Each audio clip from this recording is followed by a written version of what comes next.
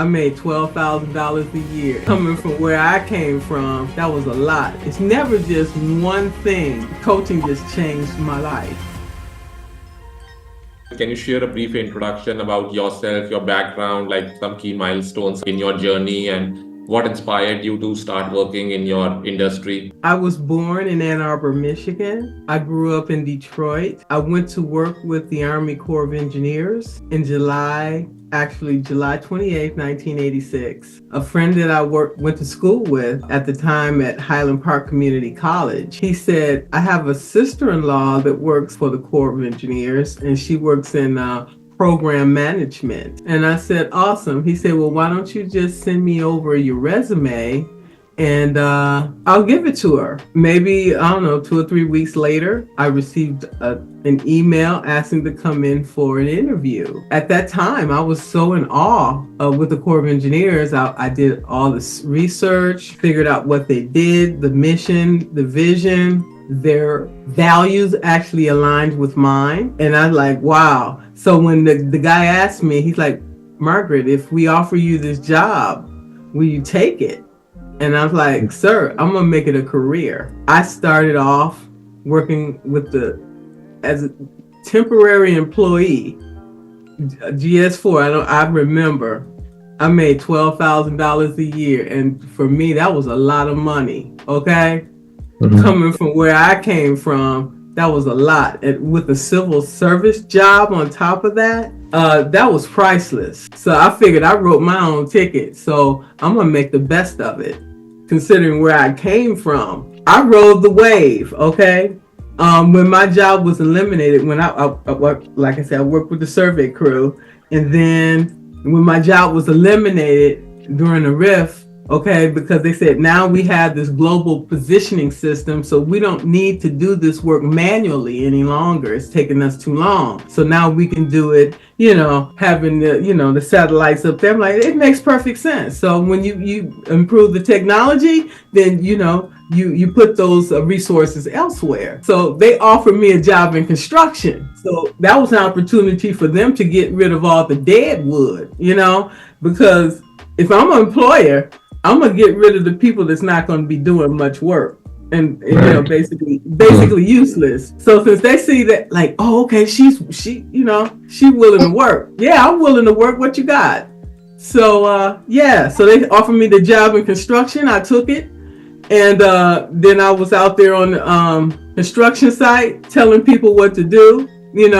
Not really telling people what to do, but we were working together as a team, and we were like, okay, this is our plans and specifications. Okay, this is our 3-phase inspection, and this is how we're going to do this job, like it or not. And so most places I went, I was the only female most times and the only African American. And I was proud. I was proud to be in that position because it was a reason why I was put there. So when I got an opportunity to go to Iraq, I went to Iraq. I did things that was outside of my job, and I learned new skills. Okay, I was able to learn how to do contract modifications and get out of the field and move into the office in the contract administration branch. Okay, really to get into the paperwork. Okay, so I was doing that for a while, and the Corps of Engineers, we don't fund anything. We are project funded, whether it's FEMA funding us, whether it's the Air Force, whether it's the when I was in Israel, it was the Ministry of Defense, along with the U.S. government funding us. Our mission, we go in those bases, at all the bases in Israel, and we support the mission. We would build barracks, we would build, facilities for, the service members that had to go out there and fight. So, we want to make sure they have places where they can go to the DFAC and eat, and then when we was in Iraq, we were, putting in, water compact units. We were putting in the grid, so that because most times these cities would only have electricity for maybe 3 hours out of the day. So we would go in and, put all the grid in, and so they could have light, and so they could have, fresh water and all of these things. And these things were so touching to me. It was, you know, I just can't tell you the feeling that I got, and how people saw us. Well, not everybody, but anyway, it's a feeling that I can't describe.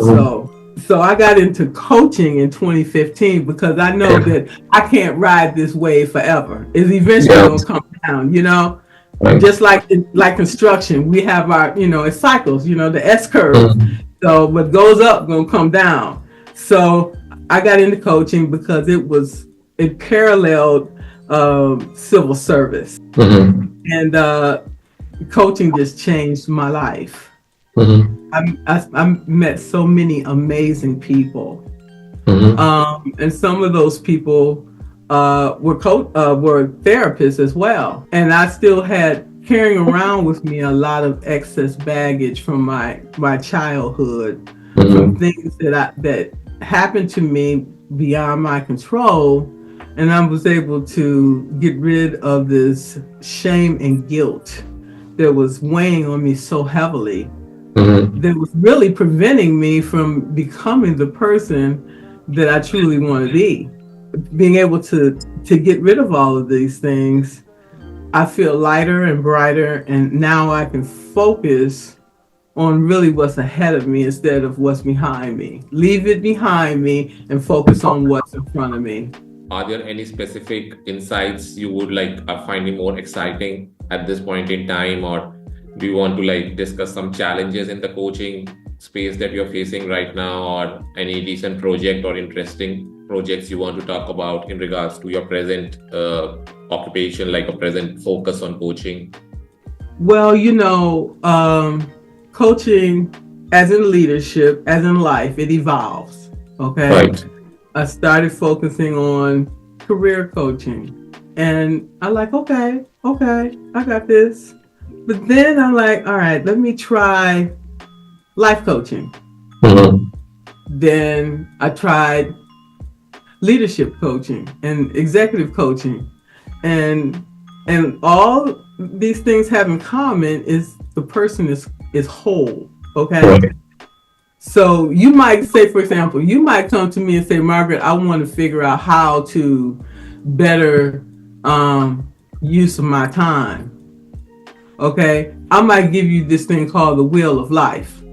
And then you start looking at all these different aspects of your life, and you might realize it's deeper than just that issue. It's never just one thing. It's usually a multitude of things, and you don't realize that until you're like, wow. And that's called awareness, and that's the power of coaching. Okay.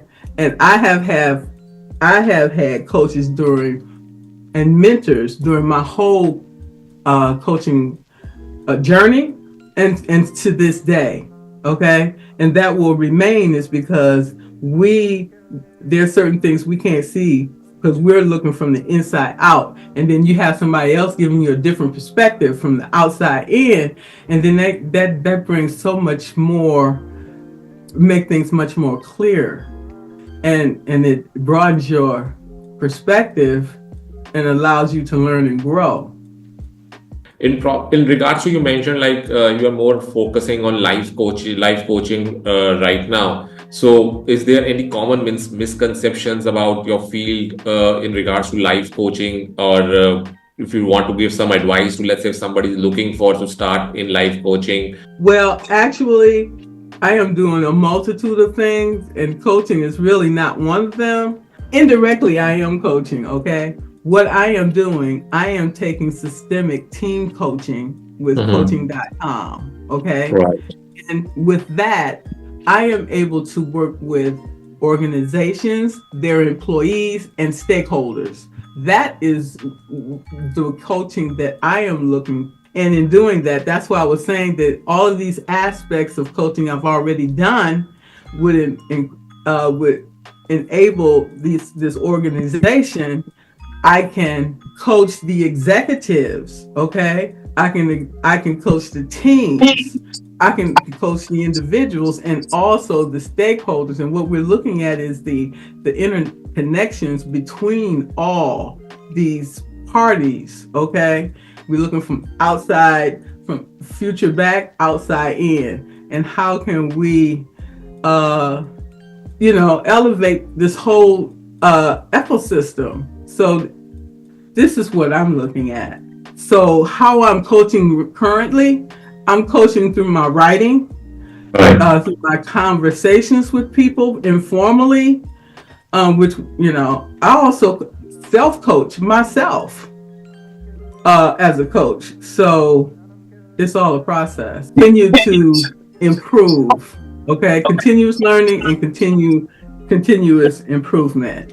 In regards to your personal and future goals, so in terms of next few years, what are your like biggest aspirations, and are there any personal routines that has contributed to success, or who has been the biggest influence basically on your professional journey so far? If you would like to throw some light on that.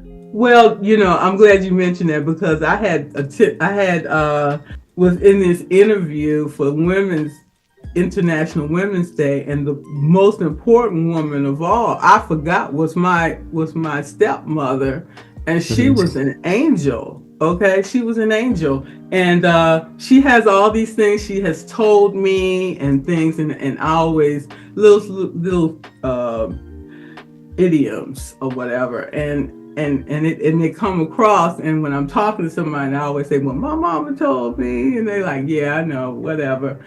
And so those type of things stuck with me because she was she was all about kindness. She said it doesn't hurt you to be kind to people, and Right. she said kill them with kindness. And I began to understand what she was saying.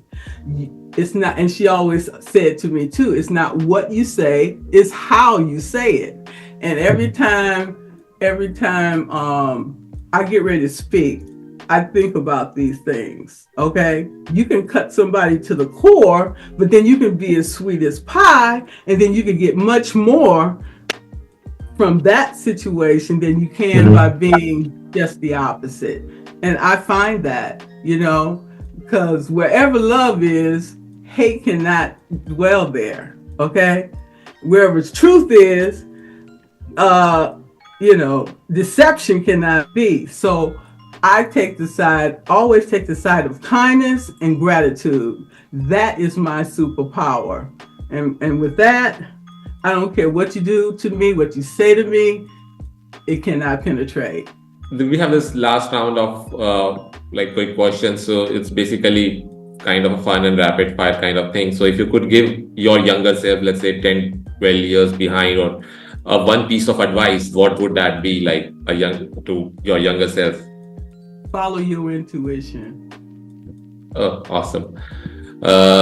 What's one book or resource or podcast or anything that you would recommend to others, or listening to somebody? Is there any something you normally listen to as well, if you have time?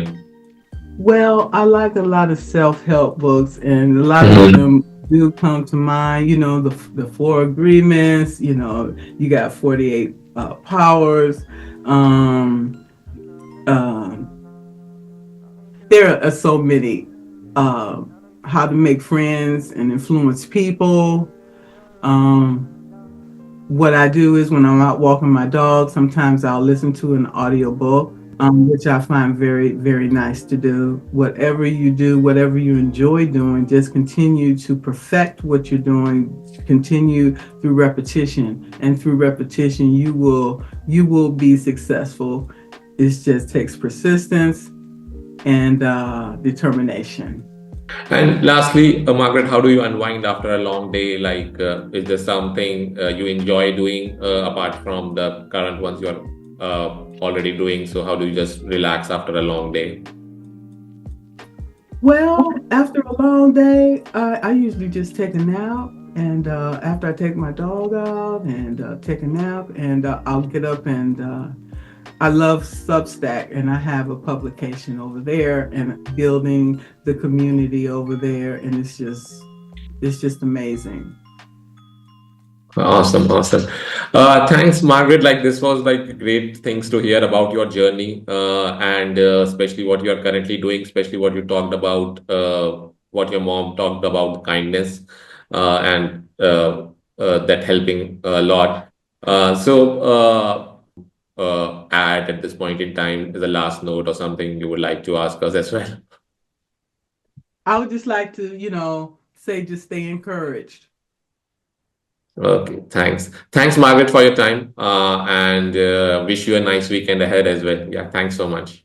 Thank you so much. All right, bye. Bye. Bye. Bye.